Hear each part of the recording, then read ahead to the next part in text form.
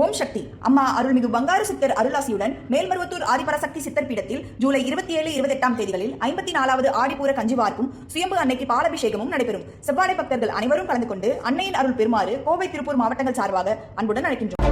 ஓ பன்னீர்செல்வம், நயினார் நாகேந்திரன் இடையே நிலவும் இந்த கருத்து மோதல் தொடர்பாக தமிழிசை சவுந்தரராஜன் தெரிவித்த கருத்துக்களை தற்போது பார்க்கலாம். இதுல நான் கருத்து சொல்ல விரும்பல. தலைவர்கள் பொய் சொல்வதற்கு வாய்ப்பில்லை. ஏன்னா வெளிப்படையா திருப்பிய தெரிந்திருக்க வேண்டியது தானே. அதனால இந்த கருத்து மோதலுக்கு இரண்டு தலைவர்களுக்குள்ள கருத்து மோதல். அண்ணன் ஓபிஎஸ் அவர்களுக்கு ஏதாவது கருத்து இருந்தா அதை வெளிப்படையா சொல்லலாம். ஆனா ஒரு தலைவரை அவர்கள் குற்றம் சொல்வது என்பது பாரதிய ஜனதா கட்சியை சார்ந்த நாங்கள் ஒப்புக்கொள்ள மாட்டோம். அண்ணன் ஓபிஎஸ் அவர்கள் இன்னும் கொஞ்சம் நிதானமாக தனது அரசியல் நகர்வை நகர்த்தி இருக்கலாம் என்பதுதான் எனது கருத்து.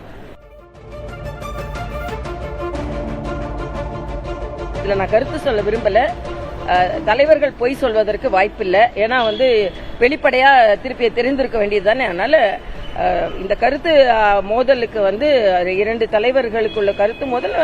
அண்ணன் ஓபிஎஸ் அவர்களுக்கு ஏதாவது கருத்து இருந்தா அதை வெளிப்படையா சொல்லலாம். ஆனா ஒரு தலைவரை அவர்கள் குற்றம் சொல்வது என்பது பாரதிய ஜனதா கட்சியை சார்ந்த நாங்கள் ஒப்புக்கொள்ள மாட்டோம்.